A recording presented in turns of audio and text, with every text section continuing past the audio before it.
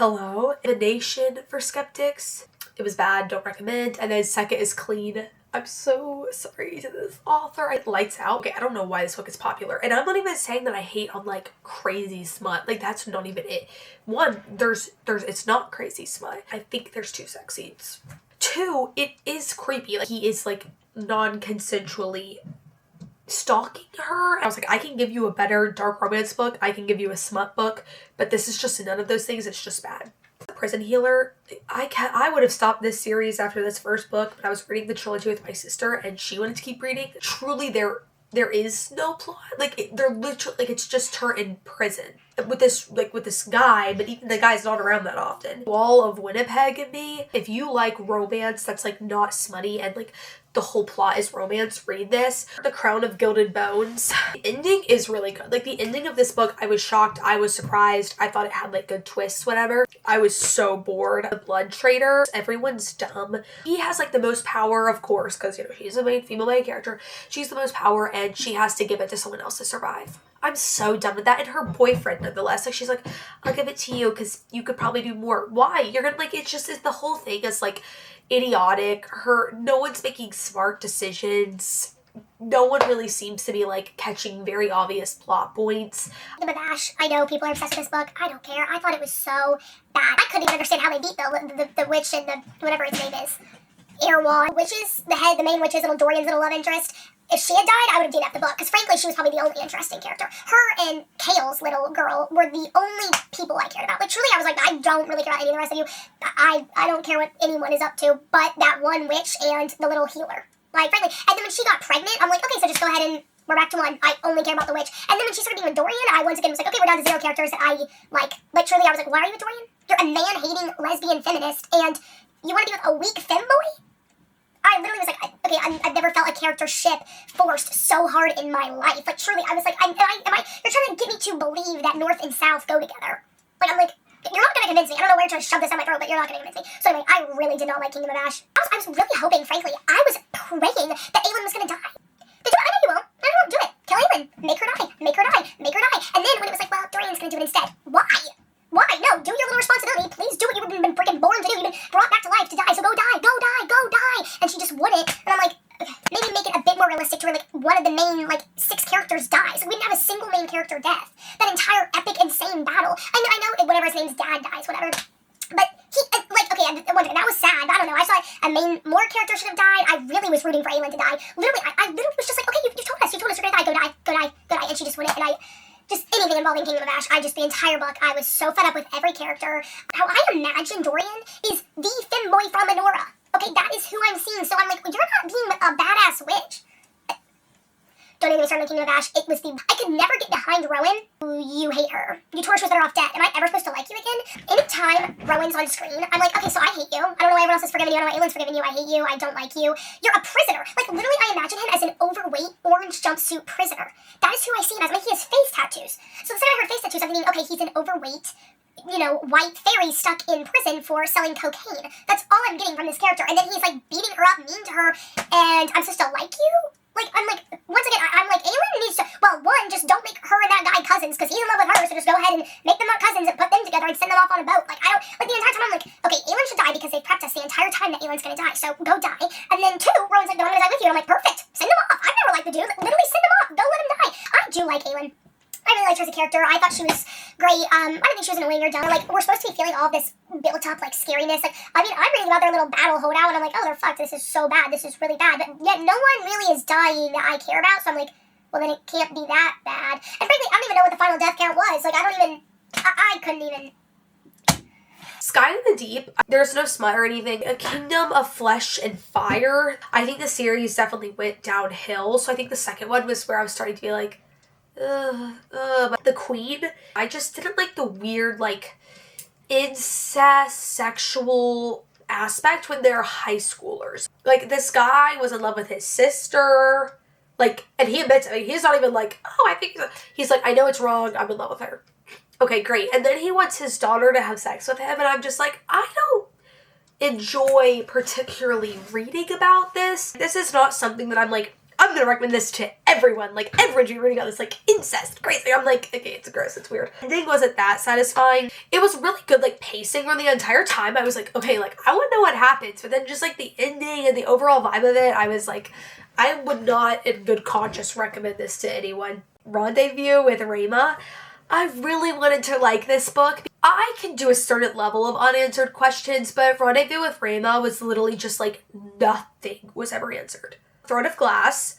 This book was much better the second time around. Yeah, I read it 2 years ago and I hated it. It's just, in my opinion, like, because once again, the plot isn't boring. Like, a good amount happens, but it's just like, it feels slow. Like, when you're reading it, you're just like, okay, why do I care? An Enchantment of Ravens. I liked this one just because it was a standalone. I thought it, like, answered things pretty well. The Day the World Stops Shopping isn't written to be, like, interesting. Like, it's written to be informative. And I learned so much about this book. I think about this book every day. It impacts how I shop, where I shop. Like, I think this book has very, very important knowledge, but I would never lie and be like, it's gonna be the best read of your life. Like, it definitely is, like, a highlight, slow read. Amor Vincent Omnia. This one was fine. I mean, just like a very normal, run-of-the-mill Draco Hermione fanfic. Amor Vincent Omnia was a little long. Atonement is like fine. It's like the exact same plot as the movie, kind of. Throne of the Fallen. It was interesting. I think some people would like it. Like, it definitely is one of those books that I would be like, it's just bad, because I think someone could like it. It was just a little long for me, and it kind of reminded me of Caraval or whatever, where, like, not a whole lot's explained. There was one really big plot twist that truly was, like, shocking. The Lost Siren. This book is, like, the new Ice Planet Barbarians, where it's just crazy smut with, like, a little bit of, like, a plot to kind of, like, keep the series going. I loved it. I mean, it got a super low rating. People were like, it doesn't add up. I was like, it's not supposed to add up. It's clearly a smut book. Hooked.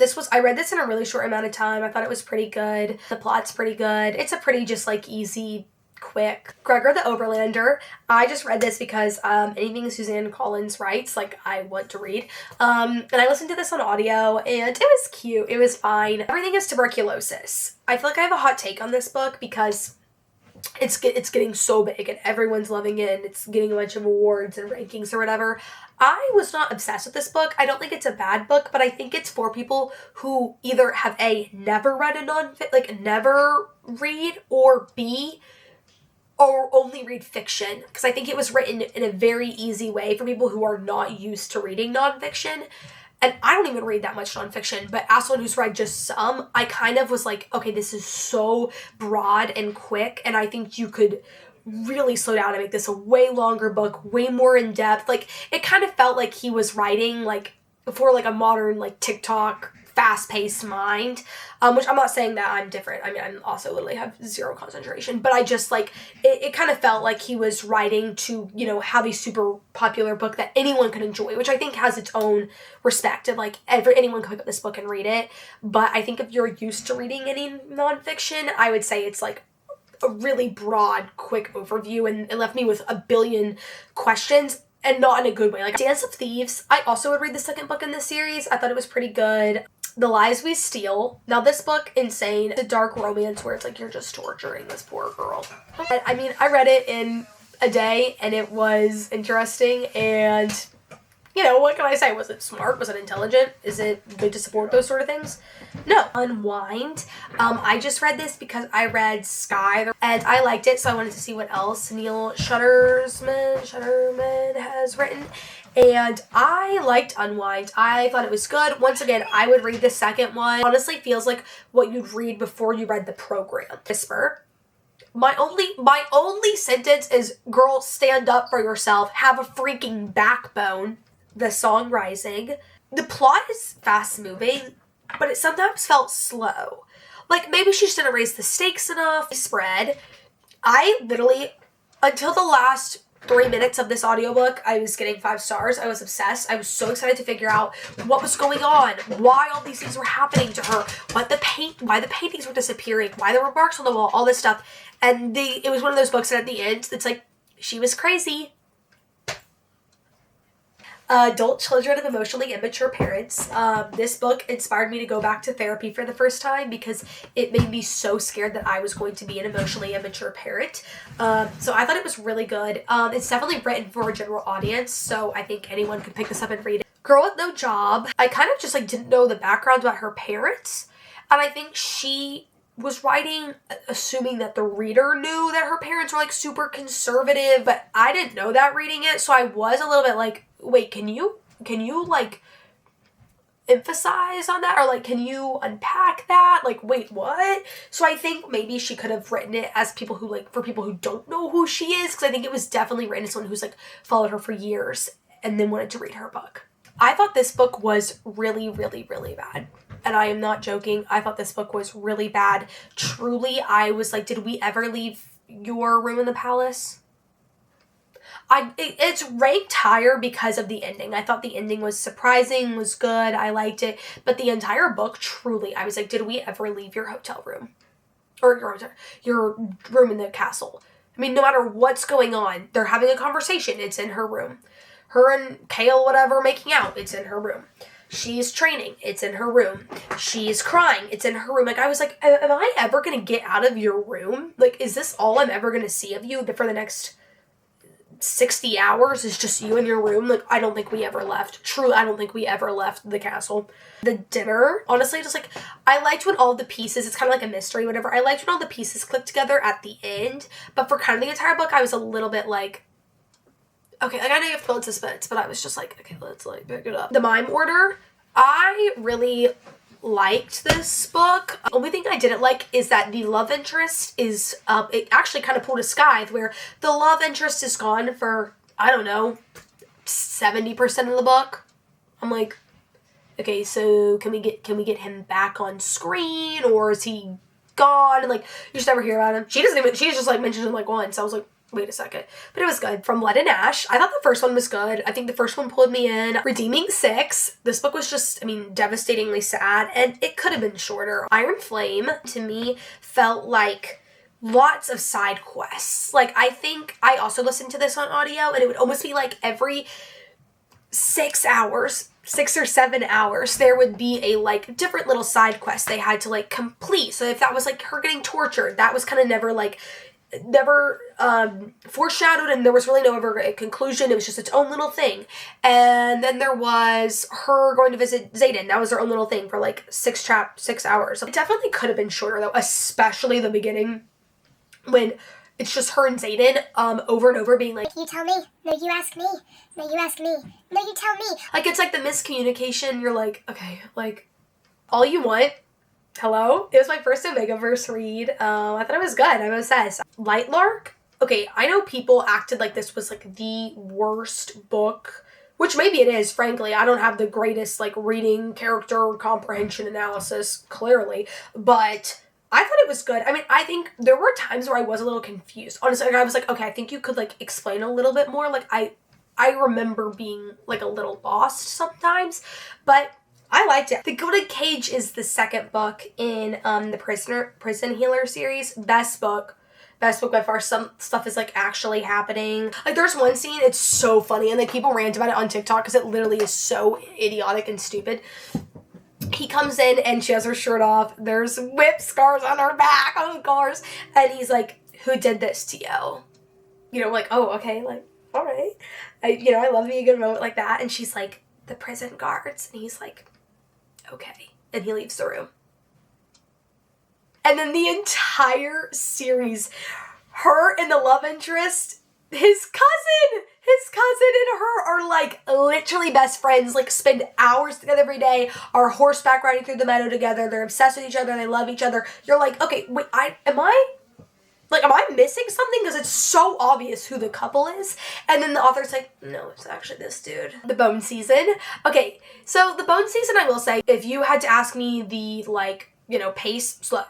Nothing is ever answered. So different. So I liked that it had, like, new cool things. Daughter of the Siren Queen. It's definitely, like, a very light book. There's no depth to it. I mean, just like a super easy like romance. I thought it had good tension and stuff between the pirates. Heir of Fire, the first part of the actual series that I liked. Okay, yeah, we're like actually cooking now. I'm like, I get Aelin out of here. I do not care that she's with some abusive man in a shack. Let's just only talk about the witches. Why do I have to keep reading about you being with this abusive man? And like, am I supposed to be like, this is interesting? Because I'm just like, okay, kill him.